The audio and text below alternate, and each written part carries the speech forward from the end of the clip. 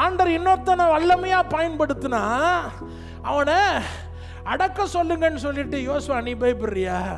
நான் என்னதை மாட யோசிக்கிறேன், எல்லாரும் ஆண்டவரால் அபிஷேகிக்கப்படணும், எல்லாரும் ஆண்டவரால் பயன்படுத்தப்படும்.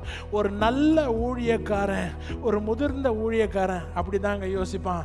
ஆண்டவர் என்ன மாத்திரம் இல்லை, ஆண்டவரே எல்லாரையும் பயன்படுத்துங்கப்பா, எல்லாரையும் உருவாக்குங்கப்பா, எல்லார் மேலேயும் உம்முடைய அபிஷேகம் வரட்டும்பா, என்னை போல எல்லாரையும் பயன்படுத்துங்க, எல்லாரும் தீர்க்க தரிசனம் சொல்றோம்.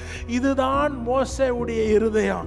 ஆனால் யோசுவாக்கு இன்னும் அந்த முதிர்ச்சி வரலை. அப்போ சபையில் அநேக நேரம் நான் அறவேக்காடான ஊழியனா இருந்தா, அறவேக்காடான பாஸ்டரா இருந்தா, அறவேக்காடான லீடரா இருந்தா, எனக்கு கீழே ஆண்டவர் ஒருவனை அபிஷேகம் பண்றார் என்றால், எனக்கு கீழே ஆண்டவர் ஒருத்தனை பயன்படுத்துறதாக இருந்தா, எனக்கு முதிர்ச்சி இல்லைன்னா அவனை தடுக்க பார்ப்பேன்.